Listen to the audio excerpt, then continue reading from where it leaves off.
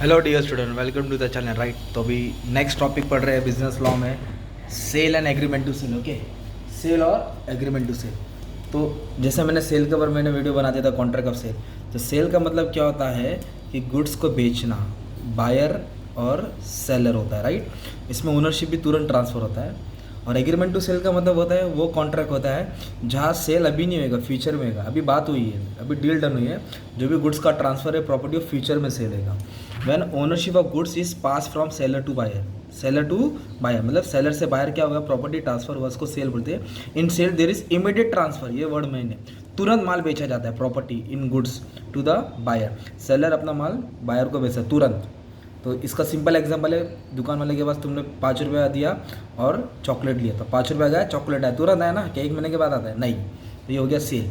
But agreement to sell क्या होता है? It is a contract where the transfer of property in goods या ownership take place as future date. अभी बस deal done हुआ है, फ्यूचर में माल बिका जाएगा। राइट, एक स्पेसिफाइड डेट रहेगा, वो डेट पे माल बेचा जाएगा। राइट, फॉर एग्जांपल बोलूँ, जैसे कि मान लो आप लोग जीन्स मैन्युफैक्चर करते हैं, तो मैंने आपको पैसा अमाउंट, तो आपने क्या कॉन्ट्रैक्ट किया, मुझे 1 महीने के बाद 1000 जीन्स चाहिए, तो ये कॉन्ट्रैक्ट बना। तो 1 महीने के बाद मुझे 1000 जीन्स देंगे, मैं आपको पेमेंट करूँगा। ओके, तो सेल कैसे कॉन्ट्रैक्ट है? Executed contract. एग्जीक्यूटेड कॉन्ट्रैक्ट मतलब होता है where both the parties has perform their duties. मतलब क्या, सेलर ने माल बेचा है, बायर ने पेमेंट किया, इसने क्या दिया, गुड्स सेल किया, इसने पेमेंट किया, where both the parties has perform their duties. Agreement to sale is executory contract. Executory contract, executory contract मतलब होता है जो कॉन्ट्रैक्ट फ्यूचर में होने वाला है। अभी तक किसी ने कुछ काम नहीं किया, ना सेलर ने गुड्स बेचा है, ना बायर ने पेमेंट किया है, ये कभी होगा फ्यूचर में। तो एग्जीक्यूटेड मतलब पास्ट जो हो चुका, एग्जीक्यूटरी फ्यूचर जो होने वाला है। नेक्स्ट पॉइंट बहुत इंपॉर्टेंट है, क्या दिया है? General property ownership in the goods passes from immediately from seller to buyer.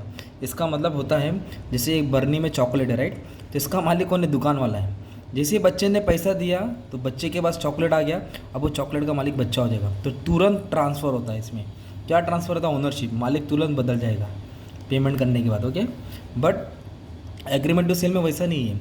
Ownership in goods passes at the future date, जिस दिन माल आएगा, जिस दिन प्रोडक्ट आएगा जो डेट पे, तब जाके ओनरशिप ये कंडीशन के हिसाब से क्या होएगा, ट्रांसफ़र होएगा। इधर तुरंत होता है, इधर फ्यूचर डेट होता है, इतना याद रखने का है।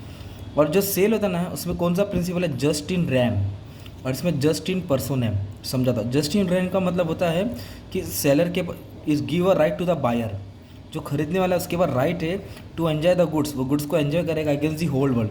पूरी दुनिया अलग है, वो चीज़ का अकेला प्रोडक्ट का मालिक वो अकेला है, तो कोई पूरे वर्ल्ड लोग इस प्रोडक्ट के पास नहीं आ सकते, क्योंकि इसका मालिक कौन हो गया है? बायर हो गया है। तो इसके बाद वो राइट वो एंजॉय करता है against the whole world.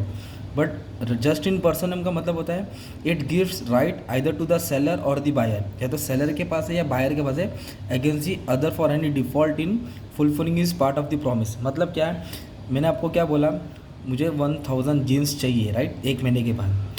Okay, पर आपने क्या किया, मुझे जीन्स नहीं, मतलब मैंने आपको पेमेंट नहीं किया, तो आप क्या करेंगे, वो जीन्स मुझे नहीं बेचेंगे, किसी और को बेच देंगे ना। तो ये हम दोनों के पास राइट है। ओके, इसमें सिर्फ बायर के पास है पूरा गुड्स को एंजॉय करने के, इसमें दोनों। अभी तो क्या बोला, damage. In case of damage of goods, अगर कुछ भी गुड्स का डैमेज हुआ, the loss is borne by buyer. एक बार मैंने गुड्स दे दिया ना, मतलब सेलर ने गुड्स बेच दिया बायर को, अब गुड्स किसके पास पोजीशन में? बायर के पास, तो उसका नुकसान भी कौन उठाएगा? बायर उठाएगा, simple. In case of agreement to sale, loss fell is borne by seller, क्योंकि अभी तक गुड्स आया नहीं है, गुड्स सेलर के पास ही, उसकी कस्टडी में, तो जो भी गुड्स का लॉस होएगा, डैमेज होगा, सेलर को ही देना पड़ेगा, सिंपल।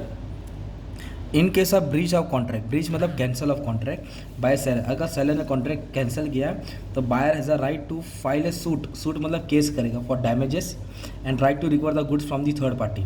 डैमेज क्लेम, डैमेज के ऊपर केस करेगा और बोलेगा मेरा जो भी गुड्स है मुझे लाओ। ओके, और एग्रीमेंट टू सेल में क्या था, buyer has a right to file a suit for damages, वो डैमेज के ऊपर क्लेम कर सकता है, ठीक है।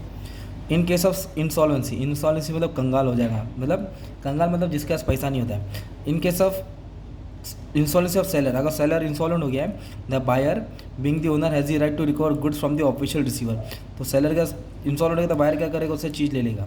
In case of agreement to sale, buyer's only remedy to claim the rateable dividend, मतलब जो गुड्स है बायर को मिलना चाहिए अगर वो पेमेंट कर रहा है तो तब ये पॉइंट करेंगे तो कन्फ्यूज होगा, उसको स्किप कर देता हूँ मैं। तो ये एग्रीमेंट टू सेल है, ये ऑन द स्पॉट होता है, ये फ्यूचर डेट में होता है। Executed contract, agreed executive contract, इसमें तुरंत ओनरशिप ट्रांसफर होती है, इधर फ्यूचर डेट में होती है। इधर सेलर को क्या मिलता है, जस्ट इन रैम मिलता है, इधर सेलर को कौन सा मिलता है, जस्ट इन पर्सोना मिलता है।